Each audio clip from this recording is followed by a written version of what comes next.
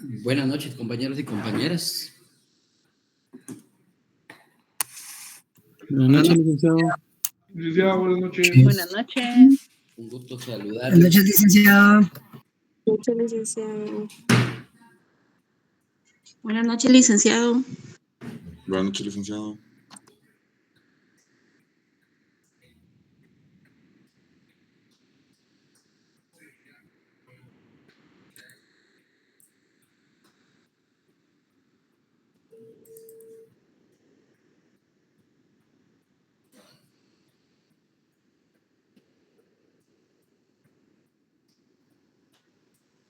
Buenas noches, licenciado Estuardo.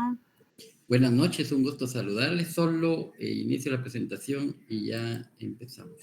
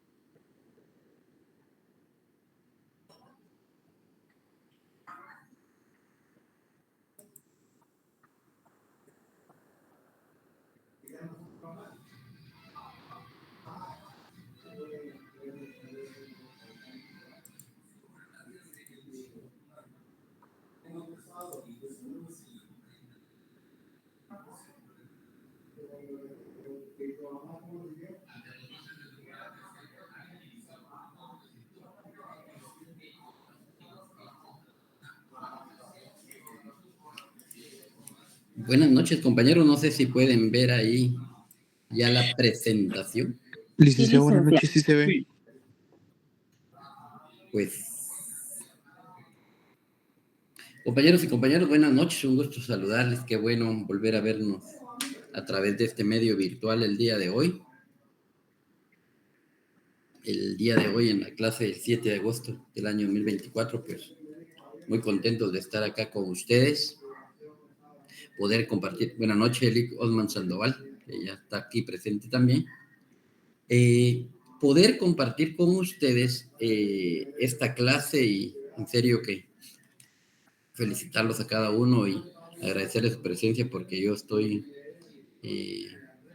completamente seguro que todos estamos, o no todos, o si no todos, la gran mayoría estamos acá presentes en el curso después de una jornada laboral y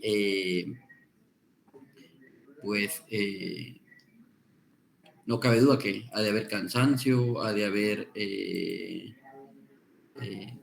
ya el deseo de querer ir a descansar, pero sin embargo estamos aquí presentes y yo creo que esto es parte del esfuerzo que tenemos que ir haciendo y como ya les he dicho en diversas ocasiones, compañeros, todo esfuerzo tiene su recompensa.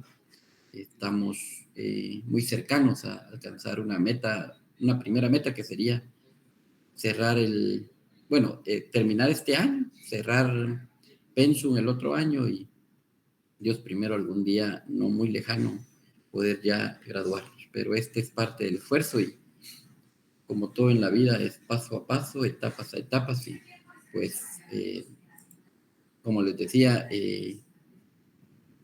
gracias por el esfuerzo de estar aquí presentes el día de hoy en esta clase.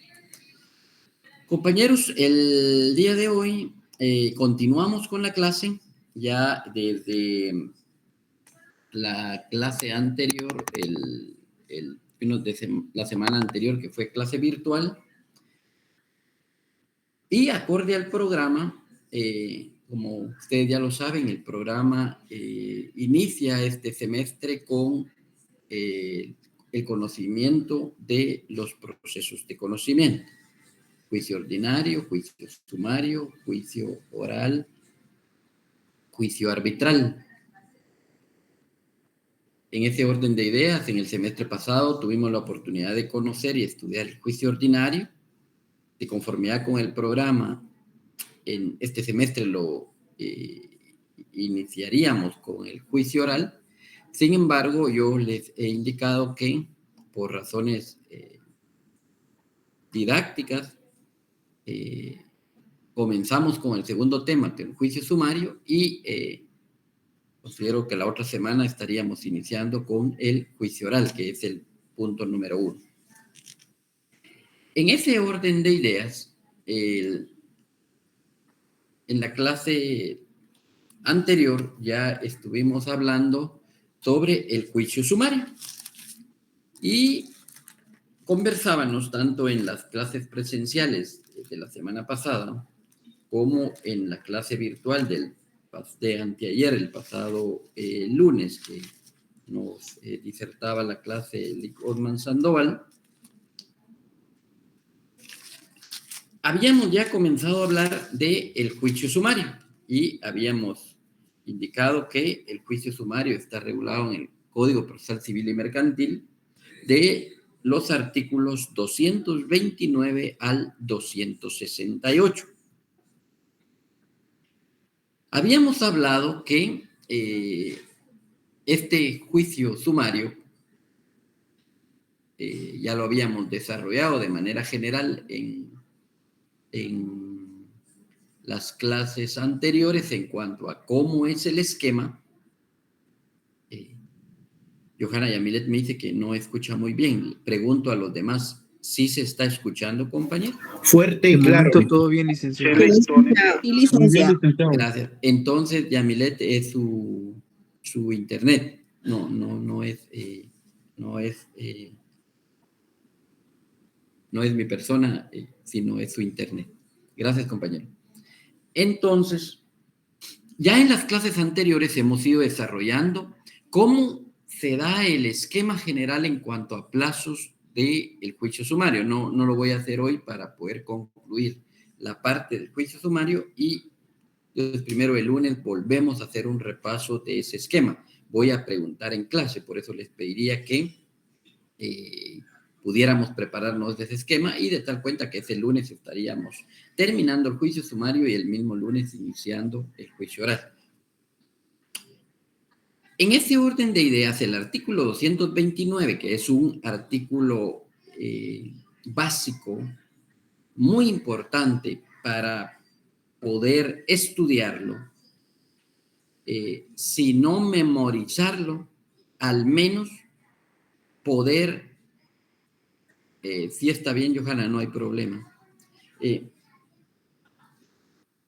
Cualquier duda, compañeros, levantamos la mano en nuestra pantalla o escribimos algún mensaje y yo voy a tratar de ir leyendo los mensajes y así vamos solucionando nuestras dudas. Preguntemos, compañeros, cuando tengamos dudas y vamos a ir solucionándolas. Las que no podamos solucionar, pues la dejamos como tarea y la respondemos en la próxima clase.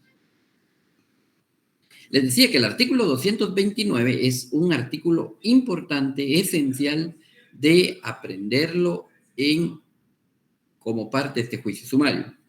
Yo digo que este es de memoria, que lo debiéramos de aprender. Y si no lo aprendemos de memoria, pues debemos de saber su contenido. El orden en el que está no es un orden necesario, pero sí saber todo ese contenido de ese artículo 229. En ese orden de ideas, el artículo 229 es importante porque el legislador estipula en este artículo 229 un catálogo de cuáles son los procesos cuáles son las materias del juicio sumario, tal y como es el título del artículo 229. En ese sentido, quiere decir que esos 6 numerales del artículo 129 nos dan cuál es la materia de los procesos en específico que se van a dilucidar en el juicio sumario. Alguien de los compañeros que por favor nos lea el artículo 229. Artículo 229. Artículo 229, materia del Juicio juicio sumario.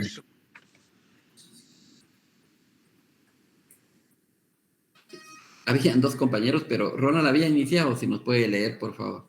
Muy bien, licenciado, gracias. Artículo 229, materia del juicio sumario. Se tramitarán en juicio sumario, primero, los asuntos de arrendamiento y de desocupación. Segundo, la entrega de bienes muebles que no sean dinero. Tercero, la rescisión de contratos. Cuarto, la deducción de responsabilidad civil contra funcionarios y empleados públicos. Quinto, los interdictos. Sexto, los que por disposición de la ley o convenio de las partes deban seguirse en esta vía. Gracias, Ronald. De conformidad al contenido de ese artículo 229, ustedes se podrán dar cuenta que ese artículo 229 tiene una enumeración.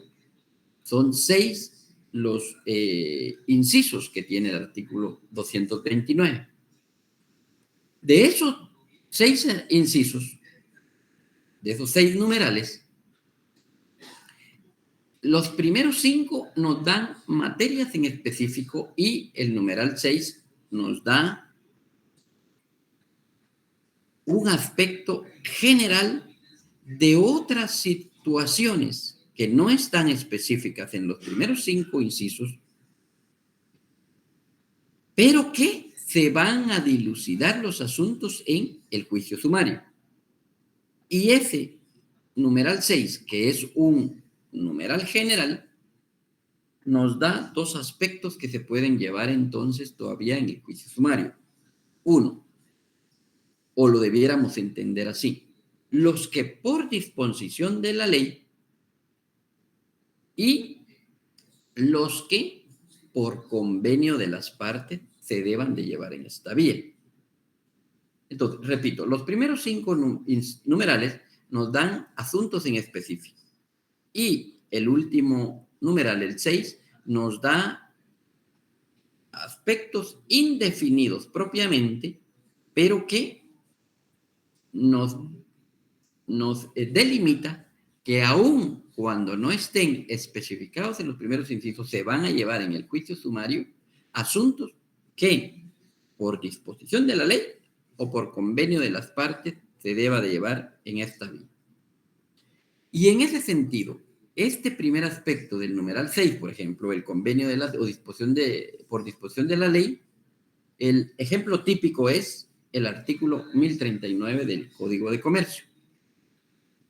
Alguien que nos pueda leer el artículo 1039 del Código de Comercio, y que de hecho es de los asuntos que en la vía sumaria se llevan con mayor cantidad en los diferentes juzgados civiles. Artículo 1039. Gracias, Ronald. Título único, procedimientos mercantiles.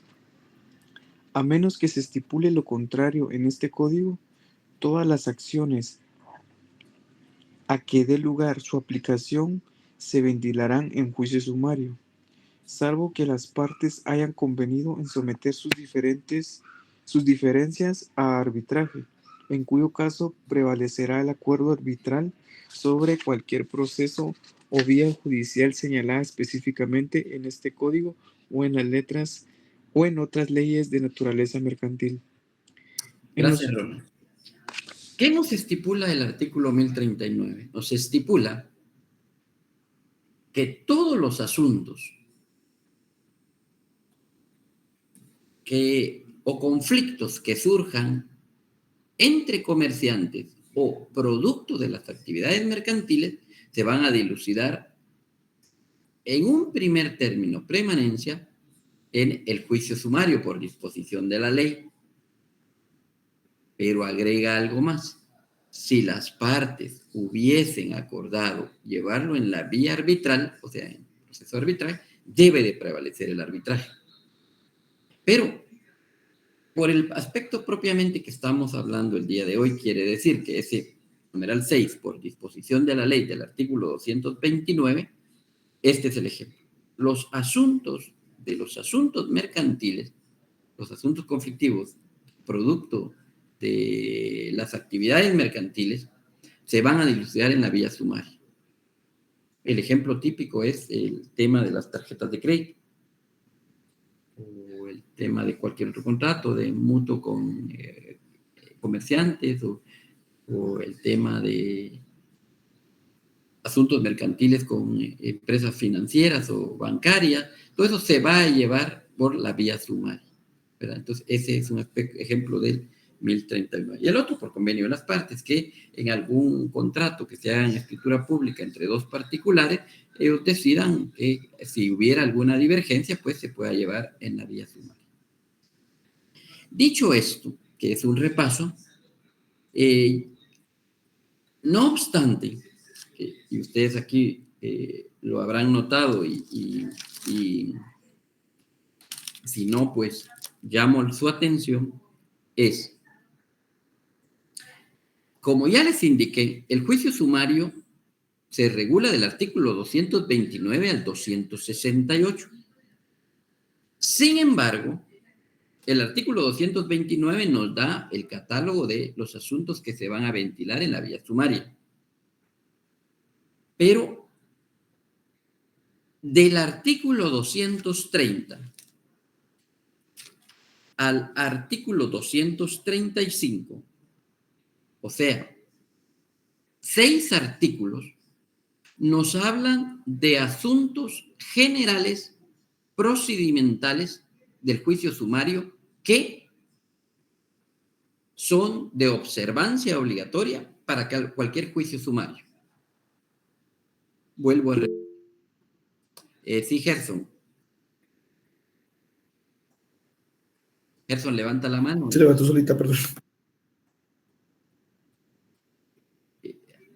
¿Alguna consulta, Gerson? ¿O por error se le activó? No, Lick se levantó solita, perdón. Entonces, decía, de la normativa del juicio sumario del 229 al 268, podríamos, la ley no lo tiene así estipulado, pero es un aspecto bien importante para conocer. De esa normativa, estos artículos 229 al 268, podríamos decir que del artículo 229 da el catálogo específico de los juicios que se enumeran, que se van a llevar en la vía sumaria. Del artículo 230 al 235, 6 artículos, nos dan aspectos procedimentales de manera general que van a ser de cumplimiento obligatorio en todos los procesos que se lleven en la vía sumaria, todos.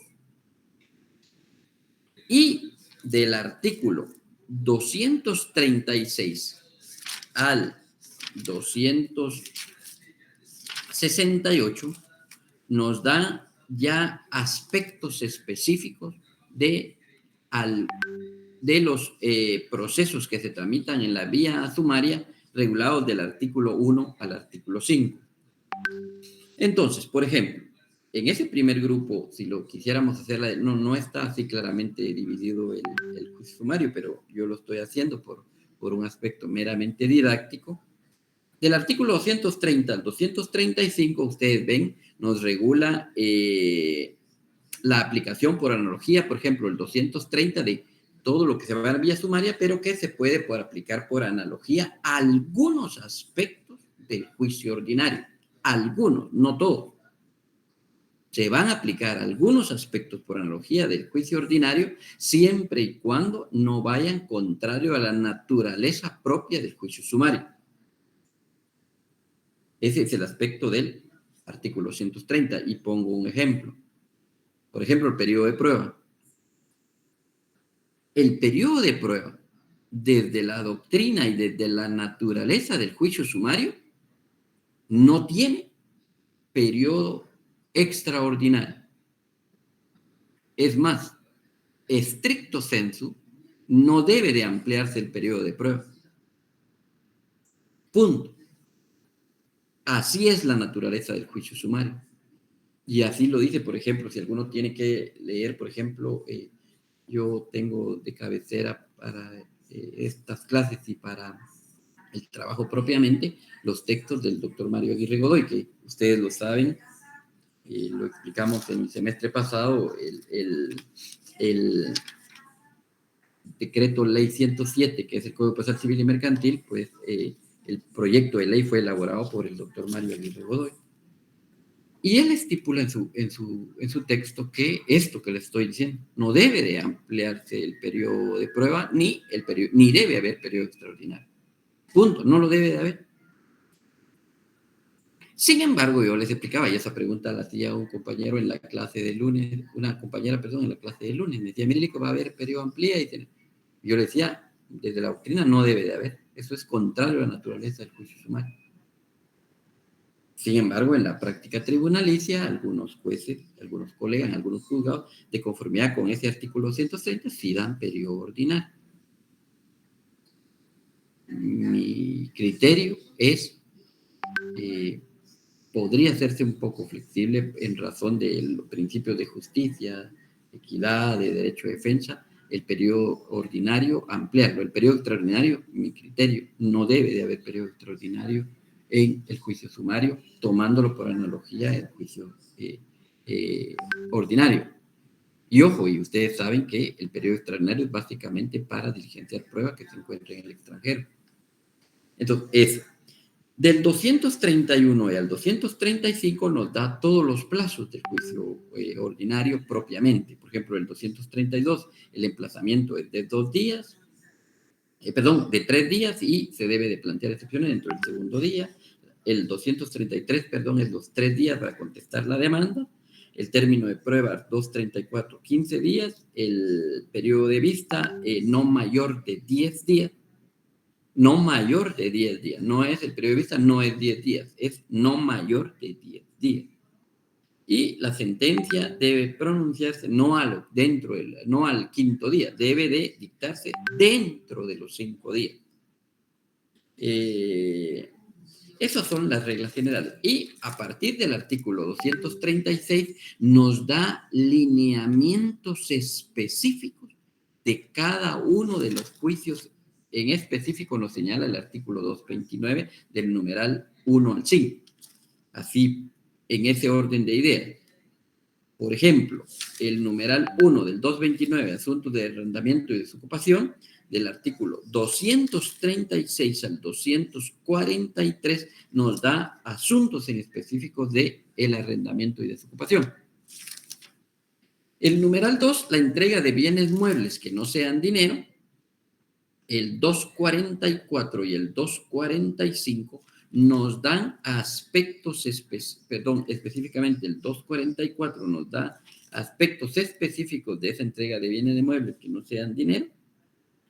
Y 245, la rescisión de contratos, es respecto al numeral 3 del 229.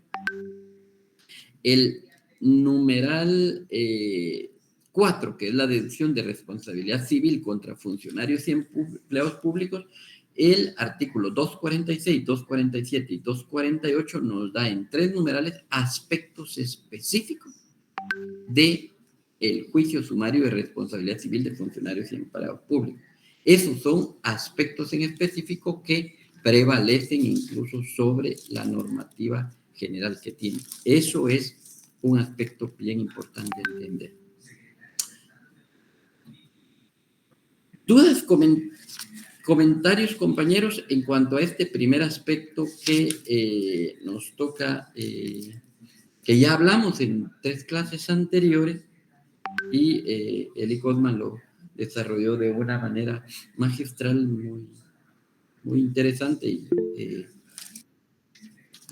con excelencia, así como él lo hace, pero quedamos. Y el día de hoy, ahora le doy la palabra a Ronald, hablaríamos de lo estipulado de manera específica en el numeral 5 de ese artículo 29, que se refiere a los interdictos. Sí, Ronald, ahora le doy la palabra. Gracias, licenciado. Buenas noches. Solo con una incertidumbre, o tal vez una inquietud, licenciado. Respecto a la rescisión de contratos, el único artículo que trata específicamente de, como usted lo mencionaba, sería únicamente el 245, donde solo habla de la rescisión de contratos, pero yo tengo duda que si, o sea, aparte de eso, ¿habrá más artículos respecto a eso? Aparte de los del Código Civil. Sí, en la parte sustantiva, Código Civil, como muy bien usted lo dijo, ¿no? Y en la parte procedimental, regula todo lo del Código Procesal Civil en cuanto a procedimientos, pero de manera específica. Para ese tema, lo del 245, nada más. Ajá. Ok, muchas gracias, licenciado. Gracias, Ronald. Entonces, como les decía, en ese sentido hemos ido hablando de los primeros 4 numerales del artículo 229 y hoy hablaríamos de los interdictos, que es el numeral 5 del artículo 229. Y como vuelvo a repetir, para estos interdictos, lógicamente, vamos a utilizar todas las normas procedimentales, o sea, las normas objetivas del Código Procesal Civil y Mercantil, especialmente en la vía sumaria del artículo 230 al 235, que aplica para los interdictos, como generales, dijéramos, dentro de la vía sumaria.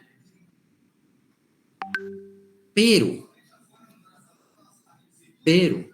el legislador dejó estipulado que, no obstante todas esas reglas en materia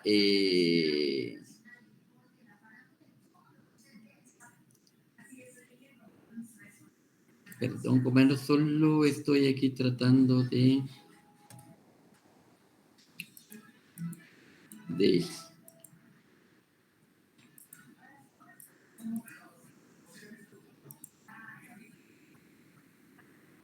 perdón, compañero, solo estoy tratando aquí de correr la presentación, pero no me corre.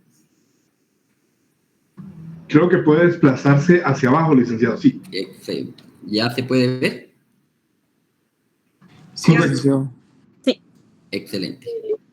Vaya. Voy a, con mucho respeto, compañeros, voy a apagar mi cámara porque de todas maneras ni los puedo ver y no puedo ver la presentación. Entonces, me sabrán entender.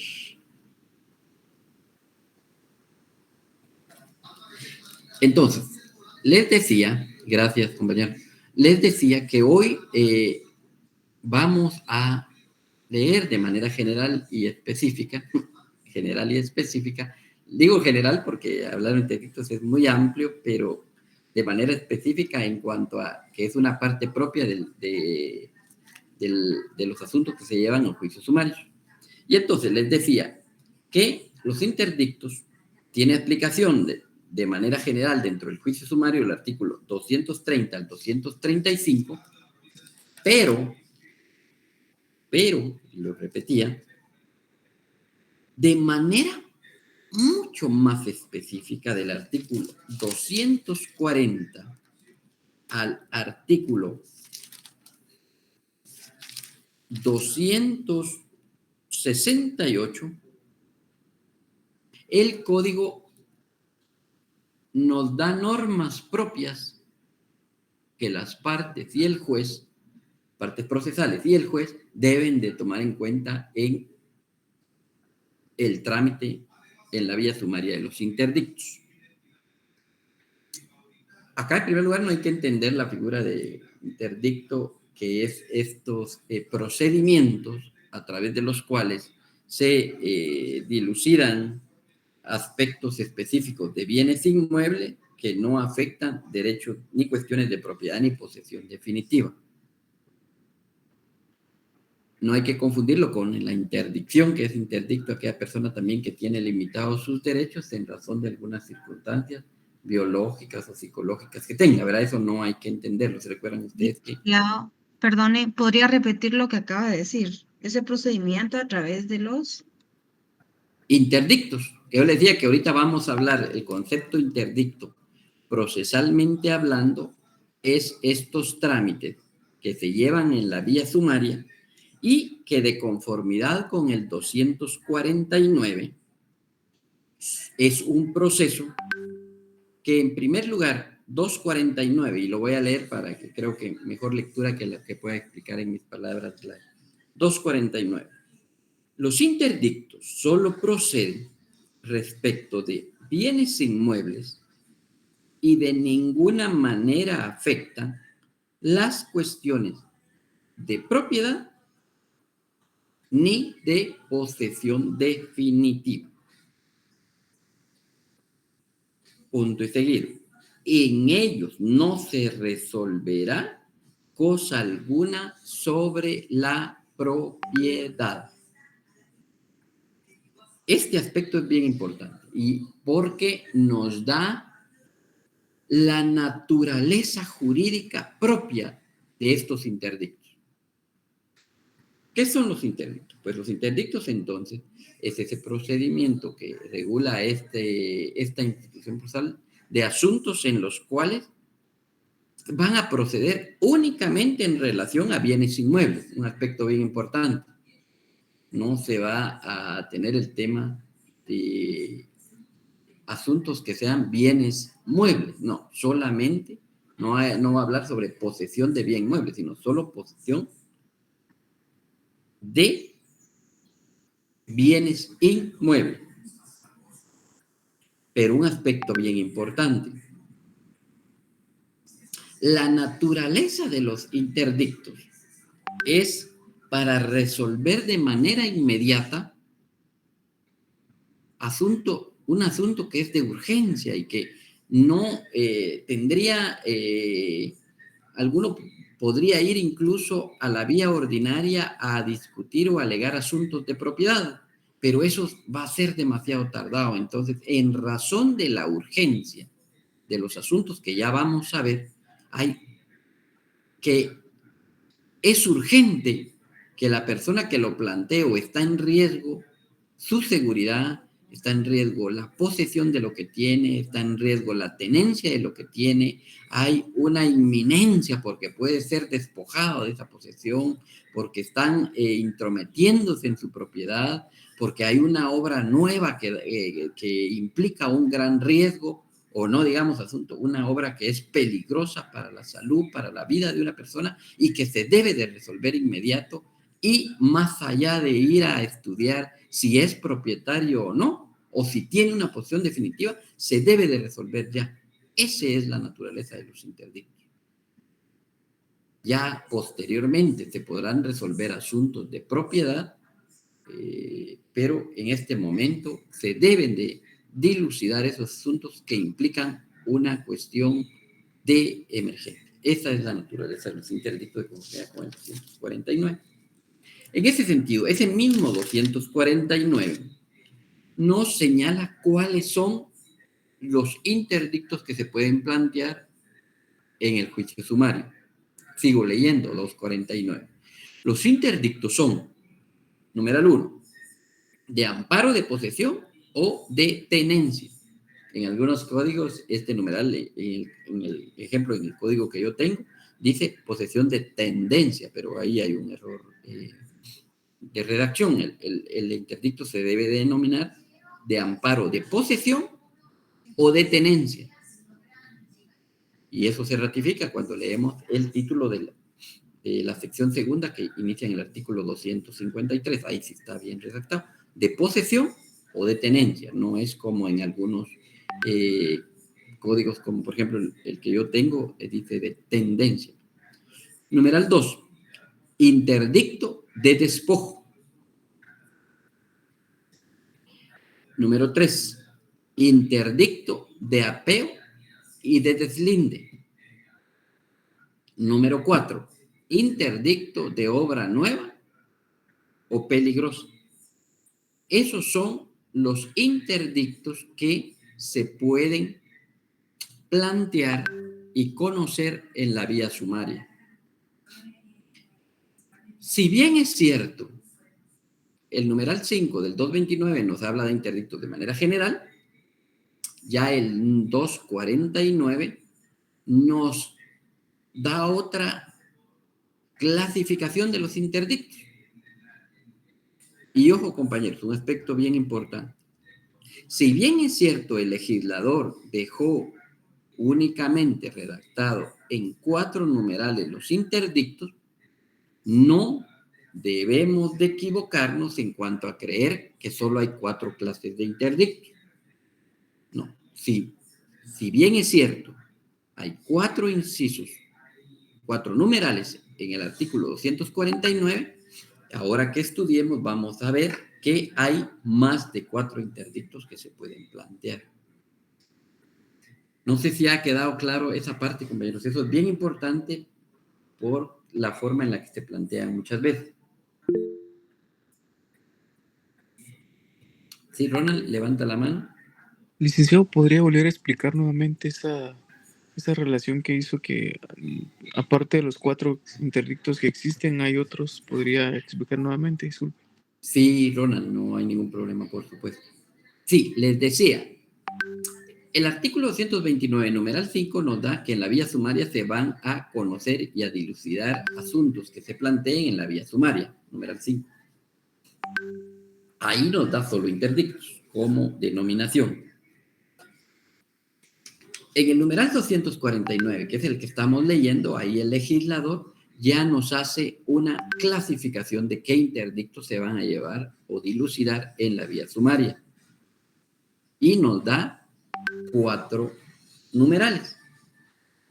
Si bien es cierto, el legislador redacta el artículo 249 en 4 numerales, y aquí viene la respuesta, Ronnie. Si bien es cierto, está en 4 numerales, es un error decir que hay 4 clases de interdictos. ¿Por qué? Porque de la lectura de esos numerales y de lo que vamos a estudiar ahora, hay más de 4 interdictos. Yo lo voy a ir explicando a partir. Por poner ejemplo, en el numeral 4 hay un solo numeral, pero hay 2 interdictos. El interdicto de obra nueva y el interdicto de obra peligrosa. El numeral 1 hay también de manera general, incluso de manera doctrinaria, 2 interdictos. El interdicto de posesión y el interdicto de tenencia. Porque doctrinariamente, jurídicamente, hay una diferencia y hay diferencia entre posesión y tenencia. Aunque la naturaleza propia es muy parecida, el resultado es muy parecido, pero hay diferencia. No obstante eso, el último párrafo del 249 es muy importante entenderlo porque yo les decía en la clase del día lunes, y lo decía son de broma, por supuesto, lo decía, que los que nos dedicamos o tenemos un trabajo en la rama propia del derecho civil, o los que se van a dedicar, ustedes como futuro abogado de derecho civil, yo les decía, a manera de broma, por supuesto, yo les decía, en civil solo nos dedicamos los inteligentes porque no nos equivocamos. Y no nos vamos a equivocar porque, y esto surgió por una pregunta que hacía un compañero, mire, ¿hay previos? Yo decía, no, en derecho civil no hay previos. Y yo le decía, son de broma, no, decía, no hay previos porque lo que dedicamos a derecho civil somos inteligentes, no nos equivocamos. A son de broma, va, compañero, no, les decía, no, los abogados perfectos nos dedicamos a derecho civil porque no nos vamos a equivocar. Pero es broma, va, compañero. Lo decía porque la pregunta del compañero decía, ¿hay previos? No, en derecho civil no hay previos. No obstante, lo que les dije el lunes, que acá debemos de circunscribirnos cuando hacemos nuestros planteamientos de manera escrita o de manera verbal, lo debemos de hacer con la perfección porque no hay previo y una imperfección es motivo de rechazo. No obstante eso, que dijimos el día lunes, hace 8 días, la clase presencial, es importante lo del último párrafo de ese 449, por eso estoy diciendo eso. Alguien que nos lea el último párrafo del artículo 449. Segundo párrafo, artículo 249. No podrá rechazarse la demanda por la circunstancia de haberse denominado equivocadamente el interdicto que legalmente procede, siempre que de los hechos alegados y probados aparezca que se ha violado un derecho de posesión. En tal caso, el juez resolverá de acuerdo con las normas del interdicto que proceda para restituir las cosas al estado anterior al hecho que motivó la demanda. Gracias, Ronald. Esto quiere decir que yo puedo plantear un interdicto de obra nueva, que de hecho es muy parecido, hay veces con los de peligrosa, son muy parecidos, porque vuelvo a repetir, en el numeral cuarto ahí hay dos interdictos, el interdicto de obra nueva y el interdicto de obra peligrosa, y muchas veces confluyen las dos características de los dos y una obra nueva puede ser peligrosa muchas veces. Entonces, pero ¿qué nos regula este párrafo que nos acaba de leer, Ron? Es que puede ser que la pretensión sea plantear el interdicto de obra nueva, pero que equivocadamente el abogado que hace el planteamiento escrito o verbal lo denomine como obra peligrosa, como interdicto de obra peligrosa. Pero la forma en que lo denomine es indistinta y no le dio la denominación correcta, pero sí de los hechos alegados y de los hechos probados. Por ejemplo, la pretensión era plantear el interdicto de obra nueva, pero lo denominó obra peligrosa. Pero si del contenido de los hechos y de los contenidos de las pruebas se determinó que, si bien es cierto, lo denominó como interdicto de obra peligrosa, lo que se pretende es una obra nueva, eso no debe ser un motivo de rechazo para la demanda ni un motivo para resolver contrario. El juez debe de ahí hacer la integración de la normativa, de lo que se dilucidó dentro del proceso y debe resolver conforme a lo que pretendía plantear, que aunque lo haya denominado mal. Eso es lo que estipula el artículo 249.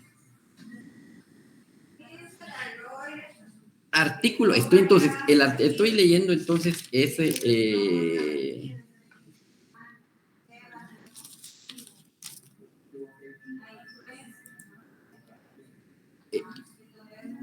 Areli Elet Carranza nos pregunta, ¿cuál es la diferencia entre despojo y desalojo? Sí, Areli, muy parecidos. En ambos se desapodera a una persona de un bien inmueble. Primer punto. Eso es en común, por eso puede causar confusión. Pero el despojo es... y que de hecho así se llama el interdicto, es una persona es desposeída del bien inmueble, de la posesión o la propiedad que tiene, con fuerza sin ella, sin haber sido citado en el proceso, y entonces de una manera irregular, puedo usar esa palabra, la desapoderan de su bien. Ese es el despojo. Ahora, el desalojo, más su enfoque técnico jurídico, es la orden que da un juez para lanzar a una persona de un bien después de haber seguido un debido proceso. Esa es la gran diferencia. El despojo es hacer un desapoderamiento de manera irregular. Sí, Marvin levantaba la mano. Gracias, Lee.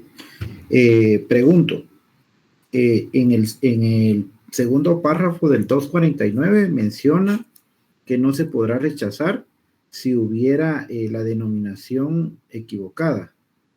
Ya usted lo mencionó, si los hechos alegados y probados, pues serían, digamos, presentados por obra nueva, pero nosotros le pusimos, lo denominamos obra peligrosa.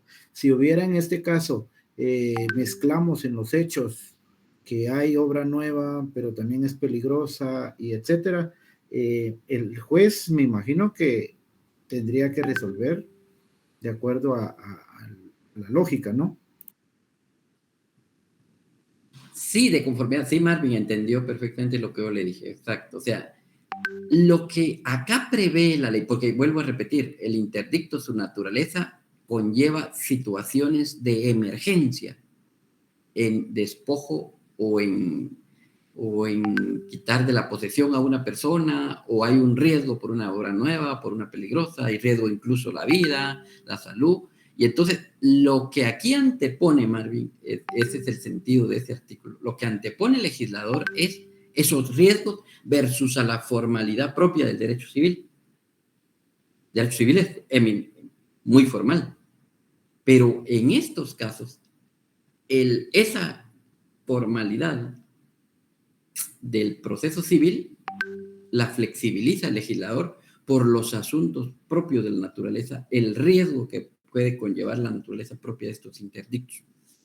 Pero ojo, así como usted lo plantea, siempre deben de tener de alguna manera, si bien es cierto, no se es flexible en cuanto a la denominación, pero ya en el asunto que se está pretendiendo sí debe haber claridad y precisión en cuanto a las pruebas. Ajá. Eso sí es un aspecto bien importante. Por ejemplo, en el interdicto de peligrosos debe de haber una prueba que, valga la redundancia, pruebe cuál es el peligro que conlleva eso. Pero vamos a ir avanzando. Un aspecto bien importante es lo del artículo 250. Alguien que nos lea el artículo 250. Johanna Yamilet hacía la pregunta, pero ya Antonio de Jesús le respondió. Gracias, Antonio. Artículo 250. Gracias, Jennifer. Juicio posterior. El que ha sido vencido en el juicio de propiedad o en el plenario de posesión no puede hacer uso de los interdictos respecto de la misma cosa. El vencido en cualquier interdicto puede, después, hacer uso del juicio plenario de posesión, y una vez adquirida esta, no se interrumpirá, aunque se interponga demanda de propiedad, sino hasta la sentencia definitiva. Gracias, Jennifer. ¿Qué nos está planteando el artículo 250? Nos plantea en el primer párrafo de que si una persona pretende establecer la propiedad sobre un bien, propiedad, aquí tendríamos que ir al libro tercero del Código Civil, la propiedad, o libro segundo. Si alguien, una persona, en un juicio pretende establecer derecho de propiedad y en el juicio le establecen ese derecho de propiedad, ya teniendo establecido ese derecho, no puede después hacer uso del interdicto en la vía sumaria para alegar situaciones propias que ya quedaron establecidas allá en el juicio plenario, en el juicio de propiedad o en el juicio plenario de posesión. Porque, por lógica, y ustedes ya lo saben, la propiedad tiene preeminencia sobre la posesión. Es más, la posesión es un elemento de la posesión. La posesión es un elemento de la propiedad. Ahora, la posesión no necesariamente tiene la propiedad, pero la propiedad jurídicamente sí lleva implícito la posesión. Jurídicamente, aunque hay veces la posesión la tenga delegada por algún asunto, pero la propiedad, o sea, en otras palabras, la posesión es un elemento de la propiedad. Ahora, la posesión no necesariamente implica la propiedad. Y entonces, lo que nos está regulando este artículo 250 es que el interdicto, por eso lo iniciábamos leyendo, no lleva asuntos propios de propiedad, sino asuntos de posesión en este momento de emergencia. Contrario censo, el segundo párrafo del artículo 250 nos establece: el vencido en cualquier interdicto, ese sí, puede después hacer uso del juicio plenario de posesión. ¿Qué quiere decir? O sea, que el hecho de que a mí me hayan vencido en un interdicto que no se ha declarado no a mi favor, en un interdicto, eso no obsta para que yo no pueda ir posteriormente a un juicio ordinario posterior, por ejemplo, a determinar asuntos de plena posesión. Eso no lo obsta, ¿verdad? Entonces, ese es un aspecto bien importante, que los interdictos no resuelven de manera definitiva asuntos de posesión o de menos de propiedad. No es para asuntos de propiedad. Por eso es que esto tiene relación con lo que leíamos en el primer párrafo del 249. Y lo vuelvo a leer. Los interdictos solo proceden respecto de bienes inmuebles y de ninguna manera afectan las cuestiones de propiedad ni de posesión definitiva. En ellos no se resolverá cosa alguna sobre la propiedad. Eso tiene relación, aspecto bien importante. Y voy a ir avanzando porque es un aspecto bien importante. 251, caducidad. Las acciones interdictales solo podrán interponerse dentro del año siguiente a la fecha en que ocurrió el hecho que las motiva. Ojo, compañeros, solo dentro del año se puede interponer la pretensión. Si no, el derecho caducó. Hubo caducidad porque no interpuse mi pretensión a través de una demanda dentro del año de los hechos que ocurrieron. Por ejemplo, si alguien, voy a plantear un interdicto de una obra nueva porque hay un edificio nuevo que están construyendo y que me perjudica, que hay un asunto, pero yo voy a plantear el interdicto de obra nueva cuando ya tiene 2 años que está el edificio, eso ya está nuevo, ya caducó el derecho. O están construyendo una obra que es peligrosa. No voy a dar un año después, mire, señor juez, declare con lugar a interdicto porque esa obra es peligrosa para mí, que yo que soy colindante con esa obra. Ya caducó el derecho. 252 no merece mayor explicación. En los interdictos se pueden adoptar todas las medidas precautorias que se consideren necesarias. ¿Cuáles? Todas las de que estipula el libro 5, que ustedes saben está regulado a partir del artículo 223. Dicho eso, voy a empezar a hablar de específica de los interdictos propios que se desarrollan en la Cámara. Y entonces, hablando en primer término del interdicto de posesión o de tenencia, amparo de posesión o de tenencia, ya lo habíamos hablado, lo del 249, que solo procede respecto a bienes inmuebles. 249 no afecta propiedad ni posesión, y ese mismo 249 en el último párrafo no se rechaza si está mal denominado. El 250, que ya lo explicamos, el juicio posterior, el vencido en interdicto puede iniciar un juicio ordinario posterior. Si a mí me vencieron un interdicto, no importa, puedo ir a alegar en juicio ordinario posterior la propiedad definitiva sobre un bien o la plena posesión sobre un bien. A la inversa, si yo he sido vencido en un juicio ordinario y se declaró la propiedad en juicio ordinario, aquí si no puedo venir a plantear en la vía sumaria posteriormente un interdicto sobre la posesión de un bien. Eso no. Lo que hablábamos del 251, un año caduca el derecho. Aquí no es prescribe, miren compañeros, es un buen ejemplo de la caducidad para presentar mi demanda, porque como es una acción, prescribe en un año para iniciar el juicio sumario de interdicto. Un año a partir de que se tiene conocimiento de el asunto que voy a plantear. Medidas precautorias se pueden plantear todas, eso es lo que están leyendo del 252, todas las que están allá en el libro quinto, a partir del 523, arraigo, anotación de demanda, embargo, secuestro, intervención, providencias de urgencia, las que están allá en el libro quinto, que ustedes ya las conocen y que hay que plantear cada uno de conformidad a la naturaleza de lo que se pretenda que el juez resuelva. Entonces, iniciando con el primer grupo de interdictos, tenemos el interdicto de amparo de posesión o de tenencia. Acá, basado en el artículo 249, realmente no hacen, cuando lo han planteado en la práctica jurisdiccional, no hacen la clasificación de cuando el interdicto es de amparo o de posesión, de amparo de posesión o de tenencia. Si no, lo plantean con una denominación indistinta. Aunque, como yo les decía, sí hay diferencia.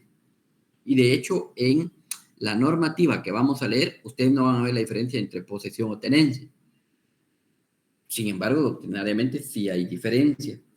Y la diferencia básicamente es que la tenencia es tener yo la cosa para uso y goce, es detentar ese uso y ese goce, es detentar la cosa para mi uso y goce.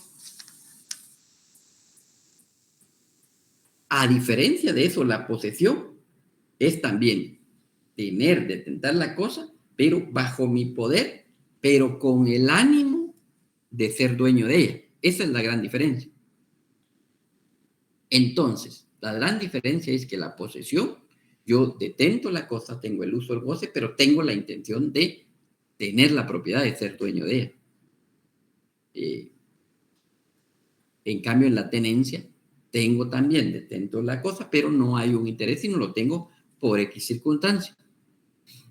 Por ejemplo, producto del arrendamiento, tengo la tenencia del bien inmueble, pero no tengo la intención de querer, o sea, el interés de adueñarme de eso. No hay per se, el contrato de arrendamiento no hay eso. Pero puede ser que yo tenga un bien inmueble que sí lo esté poseyendo y si tenga la intención de adueñarme. Esa es la gran diferencia. Y entonces, del artículo 253, a partir del artículo 253 del Código Procesal Civil y Mercantil, y el 254 nos da lo relativo al ese amparo. Sí, Gerson levantaba la mano. Licenciado, disculpe una pregunta. No sé si va con el tema, pero en el caso de la tenencia y la posesión, usted decía que una es para cuando uno tiene el uso, pero no con ánimos de, pues, con ánimos de ser dueño. O sea que, póngale, hay empresas que hacen como rentar para vender, se llama en español, que es como... El leasing. Se la rentan como por 3 años, por ejemplo, y ya después se las venden. Eso entraría como posesión, ¿verdad? Sí, es el contrato de leasing, no estoy mal, Gerson, es el hecho de que es contrato de arrendamiento con opción de compra. Ajá, exacto. Ajá, ahí es posesión. Tengo que tenerlo con X tiempo, tener la propiedad. Ok, muchas gracias. El contrato, el ejemplo típico, aunque eso es más para cosas muebles, el contrario, ese es el comodato, ese es solo para uso. Por ejemplo, solo el alquiler, ¿va? Entonces, 253. Procede este interdicto cuando el que se halla en posesión o en tenencia de un bien inmueble es perturbado en ella por actos que pongan de manifiesto la intención de despojarlo. Vuelvo a repetir, primer párrafo, el 253. Procede este interdicto cuando el que se halla en posesión o tenencia de un bien inmueble es perturbado en ella por actos que pongan de manifiesto la intención de despojar. Y el ejemplo típico de la tenencia es, vuelvo al ejemplo, don Juan le arrendó su casa a doña María. Pero por X circunstancia, don Juan llega hoy y le dice, mire, yo la voy a sacar, quiero que se ocupe, pues la voy a sacar. salga porque yo ya no quiero que esté aquí en la casa. En ese ejemplo yo puedo plantear el interdicto de posesión. Perdón, de tenencia, porque ella no tiene la intención. Entonces, don Juan alquiló la casa a doña Juana puede ir a plantear su interdicto solo para que la mantenga. El señor juez, mire, yo tenía arrendado, tenía la tenencia del bien, pero él me estaba llegando a sacar. Y hay un contrato de arrendamiento. Porque ya lo vimos nosotros en clases anteriores, si el arrendante quiere que el arrendatario desocupe el bien por X circunstancias, debe de seguir el juicio sumario, no lo puede ir a sacar. Este es un ejemplo de este interdicto de tenencia. Y ese es un ejemplo de la diferencia entre tenencia y posesión. Aquí, el ejemplo que estoy hablando, doña Juana tiene el bien inmueble, pero ella no tiene intención de apropiarse, lo tiene en razón del arrendamiento. Contrario, el interdicto de posesión, por ejemplo, hoy estaba viendo precisamente en el juzgado un interdicto que plantea un caso real. Un señor plantea hoy un interdicto de posesión porque él dice que con otros 3 hermanos más, o sea, 4 hermanos en total, ellos ambos viven en un inmueble que era propiedad del papá y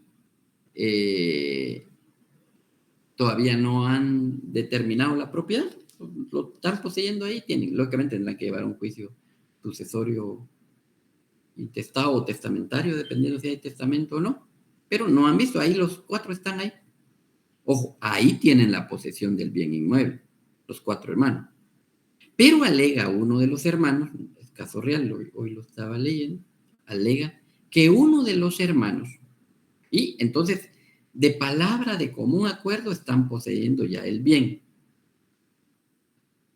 Pero alega uno de los hermanos que hay un espacio que él tiene, que eso fue lo que se acuerdo que lo tenía.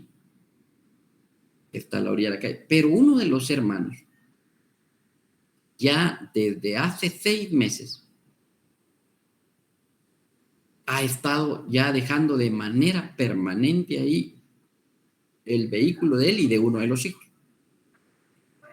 Y él ya le ha dicho el señor que como él es el hermano mayor, él mejor va a agarrar ese pedazo que está ahí porque ya a él le toca y el otro además solo tiene un carro y él tiene 2 y entonces va a hacer. Ese es un ejemplo típico de la posesión. Entonces él plantea el interdicto de posesión porque argumenta que su hermano ya lo está perturbando y que tiene la intención de despojarlo del bien. Y solicita al juzgado que se ordene al hermano respetar esa posesión. Sí, Gladys, Annelies, levanta la mano. Licenciada, buenas noches. Con una duda acerca del ejemplo anterior de la señora Juana, que fue a plantear un interdicto de tenencia. Así debería ser. Si en caso el contrato de arrendamiento ya caducó, ahí ya no podría Ya no podría que ir a plantear el interdicto de tenencia, porque no sí, la están sacando de la casa. ese es el mejor ejemplo que usted está poniendo, Gladys.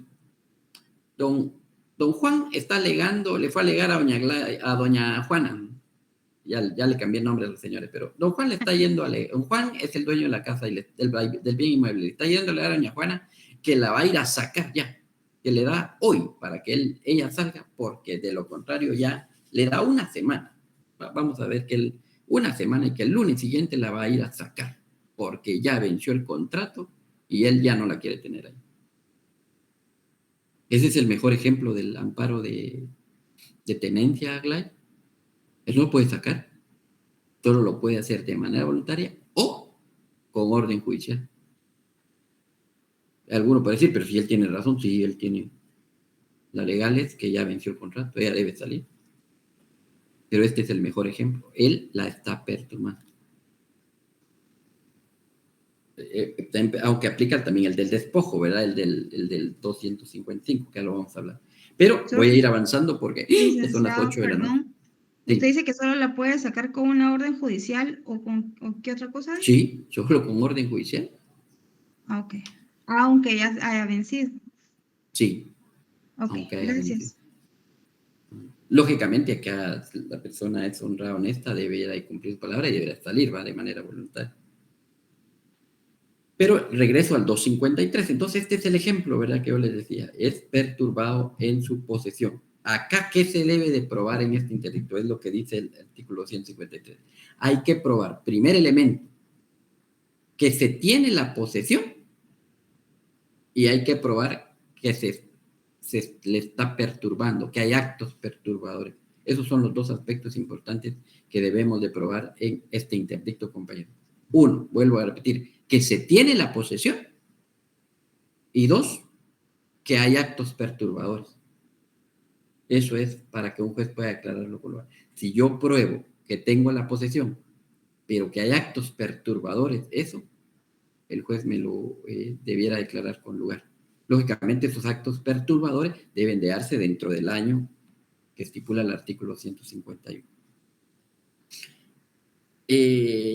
254, lo voy a leer un poco rápido. La prueba de la posesión o tenencia ha de contraerse al hecho de la posesión actual. Si procediera la demanda, el juez ordenará que se mantenga el demandante en la posesión o tenencia. Básicamente eso. Sí, Tina, levanta la mano. Buenas noches, licenciado.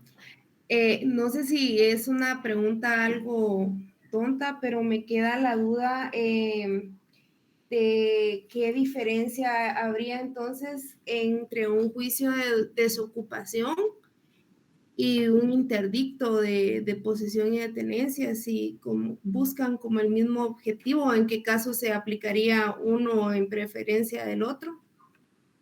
Exacto. La desocupación es básicamente, surge producto del arrendamiento. Básicamente, allá es estipulado que se ha incumplido con el contrato y que yo le solicito al juez que en razón de ese incumplimiento, el juez ordene el desalojo, el lanzamiento de la persona. Allá hay esa circunstancia, básicamente. Acá es una situación de emergencia y que se debe declarar que se tiene la posesión, pero que hay actos perturbadores de parte de la persona que pretende hacer quitar esa posesión. Esa es la diferencia básica de ahí. En cambio, allá en la desocupación no hay necesariamente que probar. Allá lo plantea la persona para solicitar que en primer lugar, quien lo plantea, para solicitar que desocupe el bien inmueble y que él está solicitándole al juez que sea el juez el que dé esa orden. Ok, licenciado, muchas gracias. Ese es en cuanto al primer punto. El interdicto, el 255, es el interdicto de despojo. Y lo leo para ir un poco más rápido, que me queda media hora. El que tenga la posesión o la tenencia de un bien inmueble o derecho real que fuere desposeído con fuerza o sin ella, sin haber sido citado, oído y vencido en juicio, puede pedir la restitución. Vuelvo a repetir. El que tenga la posesión o la tenencia de un bien inmueble o derecho real que fuera desposeído con fuerza o sin ella, sin haber sido citado y oído y vencido en juicio, puede pedir la restitución ante el juez respectivo, exponiendo el hecho del despojo, su posesión y el nombre del despojador, y ofrecerá la prueba de los extremos de haber poseído y dejado de poseer. En este interdicto de despojo, a diferencia del que ya vimos anterior de posesión, acá ya se dio la acción del despojo. Pero ¿qué es lo importante? Que esa posesión, ese despojo que se realizó, la persona lógicamente tiene que probar que tenía la posesión a la tenencia. Ese despojo que se realizó se hizo con fuerza o sin ella, eso no importa, pero sin haber sido citado, oído y vencido en juicio. O sea, no hubo un debido proceso. Esa es la diferencia con el anterior que ya lo vimos. Aquí se dio la acción y aquí lo que se busca es que el juez restituya la posesión o la tenencia que tiene la persona. No sé, dudas o comentarios, compañeros, en este 255. Que ojo, se me olvidó decir, en el numeral 2 de este artículo 249, solo dice, ojo, un tema bien importante, pero es importante aclarar. Solo habla del interdicto de despojo, pero realmente ya en la parte específica, en la sección tercera, hay dos clases de despojo. El del 255, que es despojo, y el del 257, que es el despojo judicial, que ahora lo voy a leer. Ahí hay dos clases de despojo, entonces, compañeros. El despojo, dijéramos, general y el despojo judicial. Que uno, la gran diferencia, adelanto, es el despojo. Este es cualquier persona el quien desposee a la persona de la tenencia o la posesión. En cambio, en el despojo judicial, allá el sujeto activo que realiza la disposición es el juez. Sigo leyendo, 256. El demandado no se opusiere o de la información resultaron probables los extremos de la demanda, el juez ordenará la restitución, condenando al despojador en las costas y la evolución de los frutos. Entonces, este despojo es si alguien, sin un debido proceso, viene y me despoja de lo que tengo de posesión o de tenencia. Ojo, incluso aquí, ojo, miren, el tema es, no hay orden judicial. O sea, y el mejor ejemplo podría ser que una persona, por ejemplo, fue y esas famosas invasiones, invadió un terreno, él ahí está viviendo, ya tiene la posesión del bien, pero llega incluso el propietario y lo va a ir a desalojar sin orden de juez. Este es la vía, es el juicio que se plantea para restituir a la persona. ¿Que lo podrá sacar el propietario? Sí, pero tendrá que seguir el juicio respectivo acreditando la propiedad. Es el ejemplo. Si Giovanni Maldonado, levanta la mano. Licenciado, buenas noches, compañeros. Licenciado, en este caso, con el interdicto de despojo, digamos, si yo soy la persona que fue a invadir un terreno, ¿cómo puedo probarle ante el juez que yo tengo la posesión si nunca he tenido un documento o en todo caso no soy dueño ni tengo el permiso de estar ahí? Exacto, con los medios de prueba idóneos del 128, Giovanni. Entonces, por ejemplo, testigos. Yo tengo la posesión y ya acredito, mire, ya tengo 2 años de estar ahí, con un reconocimiento judicial, donde se prueba que el juez vaya a verificar que efectivamente ahí estoy viviendo. Con la declaración de parte, donde yo le voy a soltar la otra parte, incluso puede ser el dueño, que declare él, si yo ya cuánto tiempo estar ahí. Gerson escribe ahí con los vecinos, exacto, con los vecinos que pueden estar. Vuelvo a insistir, y eso es para que lo entendamos. Estos interdictos no es para alegar propiedad, es solo para lo que dice el artículo 249 en el primer párrafo. Solo es para manifestar la posesión que se tenga en ese momento. Y el 249 dice, no afecta a cuestiones de propiedad ni de posesión definitiva. No se alega la posesión definitiva, solo es la posesión que se tiene en este momento. No sé si con eso... Sí, licenciado, y gracias, compañeros. Ya me quedó más claro. Gracias. Ajá. Eso. Entonces, el 255 tiene el despojo de manera general. Cualquier persona lo puede hacer. Y el ejemplo típico que le decía es el ejemplo que tenía del arrendamiento. Don Juan ya no le fue a hablar a doña Juana, sino él fue con un cerrajero, abrió la puerta con una par de personas y le empezó a sacar sus cosas, sus muebles, sus trastos, le sacó todo a doña Juana. Ese es el ejemplo del despojo. Delfina Díaz levanta la mano. Licenciado, disculpe la pregunta. Supóngase que sea contraria, ¿va? Que hizo el contrato de arrendamiento y la vivienda está en malas condiciones, sea la persona, o sea, el propietario de la vivienda apoyó para hacer pintura y todo eso, hacer mejoras en la casa. Pero al venir el invierno, la casa es de terraza, pero se está filtrando el agua. Además de donde está el área de la sala, pasa una correntada de agua. ¿Qué se puede hacer ahí en ese caso con el propietario? Esto no tiene nada que ver, en primer término, lo digo con mucho respeto, para aclarar, no tiene nada que ver con los interdictos. No tiene nada que ver interdicto, ¿verdad? No está atentando en contra de la posesión por actos perturbadores de alguna persona. No tiene nada que ver con interdicto. Acá lo que podría hacer la persona es, lógicamente, hablarle al señor para que arregle el inmueble. Si él no lo arreglara de buena manera, entonces ella puede solicitar la rescisión del contrato y que el señor le pague daños y perjuicios en todo caso, ¿verdad?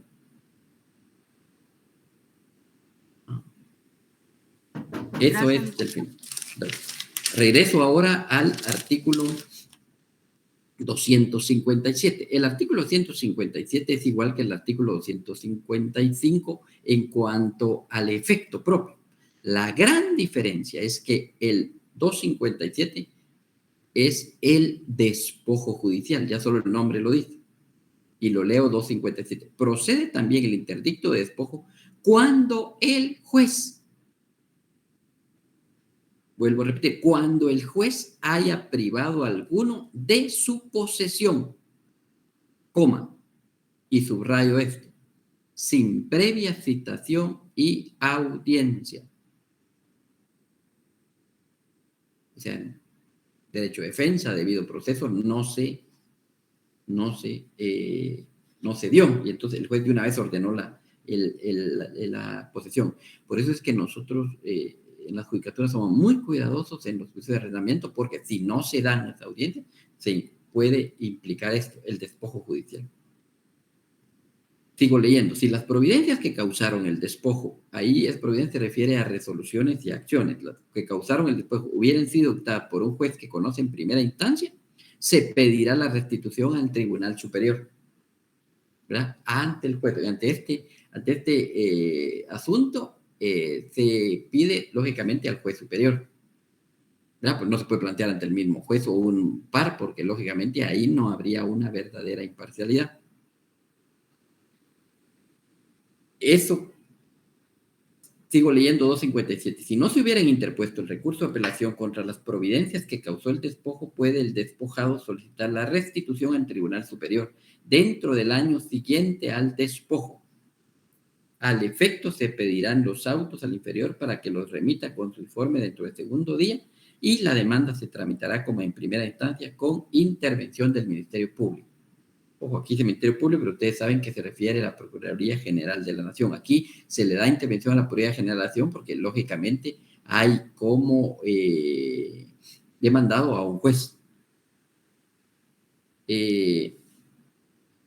Entonces, esa es la otra clase de despojo que se está dando en este interdicto, ¿verdad? El interdicto de despojo que les digo es de manera general. Si el actor, el que realiza el desapoderamiento es un particular y despojo judicial si es un juez. A partir del artículo 159 tenemos el interdicto de apeo deslinde, que esto se da en las alteraciones de los linderos y 259 es claro. Leo el 259.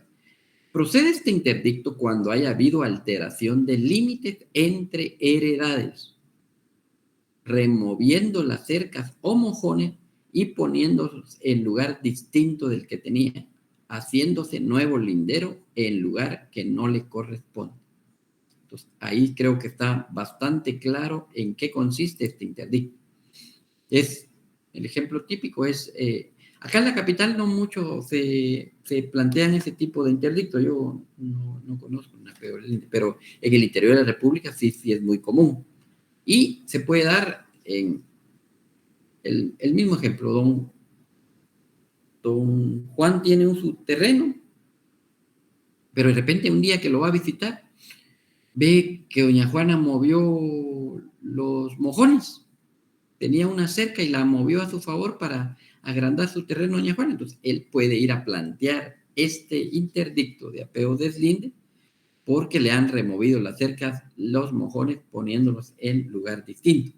Doña Juana podrá argumentar, mire, pero es que él tiene más terreno, se ha tomado, pero no es esa la vía para poder arreglar jurídicamente este asunto, ¿verdad? Ella tendrá que ir a plantear un juicio para poder dilucidar el asunto de sus mojones, pero no puede ella de manera violenta y unilateral ir a mover los mojones para la cerca para cambiar su heredad, ¿verdad? No eso, debe de seguir las vías legales. Entonces, este es el juicio que se puede plantear. Aquí un aspecto importante, y ustedes leerán el artículo 260 en su casa, ustedes van a ver que la demanda para plantear este interdicto de apeo deslinde, aparte de los requisitos que ya hemos dicho del 61, 63, 79, 77, 79, 106, 107, 108 del Código Procesal Civil, también se deben llenar los requisitos, miren, del 260. Esos son importantes. Si no se llenan estos requisitos, acá sí entiendo y debe entenderse que es motivo para rechazar la demanda que plantea el interdicto de apeo deslinde.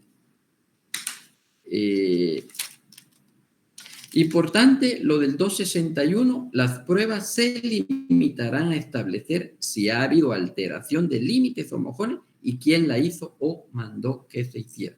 Aspecto bien importante. Acá en este interdicto, bueno, en casi todos, pero en este, la prueba de reconocimiento judicial es vital, ¿verdad, compañeros? Y así lo estipula el segundo párrafo del 261. 262, si la alteración fuere comprobada, se ordenará la restitución al cargo del que la hizo o la hubiere ordenado. ¿Quién será responsable de las costas del juicio y los daños y perjuicios fijados prudencialmente por el juez y quedarán sujetos además a las responsabilidades penales consiguientes? Eso. Y de último, tenemos como interdicto el interdicto de obra nueva y de obra peligrosa. Como decía, estos son dos interdictos diferentes que están regulados a partir del artículo 263. Y leo el 263. La obra nueva que causa un daño público produce acción popular que puede ejercitarse judicialmente ante la autoridad administrativa. Cuando la obra nueva perjudica a un particular, solo a éste compete el derecho de proponer el interdicto. Acá estos primeros dos párrafos del 263 plantean un tema. Y plantean respecto a un aspecto que es importante, que ustedes lo saben, es un presupuesto procesal que se llama legitimación y se refiere a la legitimación activa o pasiva. ¿Y qué se refiere el primer párrafo del 263? Si la obra nueva produce un daño público, ¿qué quiere decir esto? Quien puede plantear el interdicto es cualquier persona. O sea, la legitimación activa la tiene cualquier persona si está causando un daño público. Hablemos el ejemplo de interrumpe un paso en una calle o interrumpe un paso de agua que brinda, provee de agua a toda una comunidad. Eso es cualquiera. Ahora, el segundo párrafo, cuando la obra nueva perjudica a un particular, solo a este le compete el derecho de proponer el interdicto. Ahora, si perjudica solo a un particular, a mi propiedad, entonces solo yo puedo plantear el interdicto de obra nueva. No lo puede plantear cualquiera. ¿Verdad? Ahora, si es una calle pública, por poner un ejemplo, ahí sí cualquiera, porque eso se entiende que esa obra nueva que va a interrumpir el paso en esa calle pública, eso va a perjudicar a todos. Cualquiera de los que le tengan la legitimación, cualquier vecino que use esa calle podrá plantear. La obra nueva se refiere a la suspensión inmediata de la obra continuar la obra si te da garantía y no procede recurso, que es lo que se refiere el artículo 263, 264. Compañeros, estoy sobre el tiempo y quiero ser muy respetuoso de eso. Concluyo con este tema el día lunes, pero no sé si hay alguna duda. Tenemos un minuto todavía. Todo bien, Lic, gracias. Gracias, licenciado. Una pregunta, disculpe, licenciado. Sí, Fíjese que en el 263, yo no sé si mi código tal vez está mal impreso o no sé, pero hay una parte que no entiendo, que es en el tercer párrafo. Dice, la persona que tenga derecho al agua como fuerza motriz puede denunciar la obra nueva cuando por ella se embarace el curso o se disminuya el volumen. ¿A qué se refiere eso de embarace? ¿O está mal impreso mi código? No, está bien. Embarace es que bloquee totalmente, a eso se refiere en el caso este específico. Ok. La fuerza motriz, la obra nueva. Si la obra nueva impide totalmente, ese es el embarazo, impide totalmente el paso del agua, eso lo puede denunciar, puede denunciarse la obra nueva. Porque es que, ¿qué es la palabra embarazo? Es que causa incomodidad o que alguien que me ayude. Porque mire, por ejemplo, en el embarazo, dale por el embarazo. ¿Por qué está embarazada? Porque hay una incomodidad, porque hay un... decía ahí de Gerson, una vecina se embarazaron en un río. No se refiere a eso, Gerson. No, yo sé que es broma, pero sí, la palabra está diciendo que hay un bloqueo total. A eso se está refiriendo esa palabra. Sí, Ronald, levanta la mano. Gracias. Licenciado, solo para terminar así, ya finalizando, en el artículo 263, en el primer párrafo, se puede ver la legitimación general, más que todo en daños públicos, o sea, cualquier persona que sea, o sea, que esté dañada o que tenga dificultad para poder transitar o algo por el estilo, sería legitimación por cualquier persona. En el segundo párrafo, como usted lo indicó, más que todo es legitimación específica, lo veo yo, en el sentido de que solo lo puede interponer la persona que está dañada o que sufre ese vejamen. ¿Es así o no, licenciado? Solo para... Sí, es así, Ronald. Mire, para empezar, ustedes saben, compañeros, que existen dos. ¿Qué es la legitimación? La legitimación es, yo tengo el derecho, la persona que puede alegar el derecho. Hay dos clases de legitimación. La legitimación activa, que es el derecho a reclamar, y la legitimación pasiva es a quién se le puede reclamar, contra quién se puede plantear la pretensión. Eso es la legitimación. Legitimación activa y legitimación pasiva. En ese sentido, conformidad con lo que planteaba Ronald, la pregunta es, en el primer párrafo, si es un daño público, la legitimación activa la tiene cualquier persona. Cualquier persona. Lógicamente le va a causar ese daño público. Por ejemplo, una calle,